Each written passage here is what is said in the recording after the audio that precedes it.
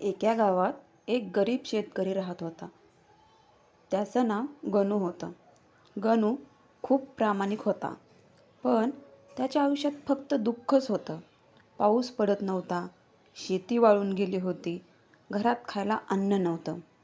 एक दिवस खूप हताश होऊन तो म्हणाला, देवा, आता माझं काही होणार नाही. त्याच वेळी गावात कोणीतरी सांगितलं, अक्कलकोटला जा, स्वामी समर्थांचा आशीर्वाद घे. गणू लगेच स्वामी समर्थ यांच्या दर्शनाला गेला. तो स्वामींच्या चरणी बसला आणि रडू लागला, स्वामी, माझं आयुष्य संपले, मला वाचवा. स्वामी फक्त हसले आणि म्हणाले, जा, उद्या तुझ्या शेतात जा. गणूला काही समजलंच नाही, पण त्याने विश्वास ठेवला. दुसऱ्या दिवशी तो शेतात गेला आणि काय आश्चर्य! ज्या जमिनीत काहीच उगवत नव्हतं, तिथे हिरवीगार पिकं उगवलेली होती.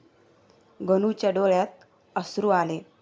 तो म्हणाला, स्वामी, तुमची कृपा अपार आहे. त्या दिवसापासूनच त्याचं आयुष्य बदललं.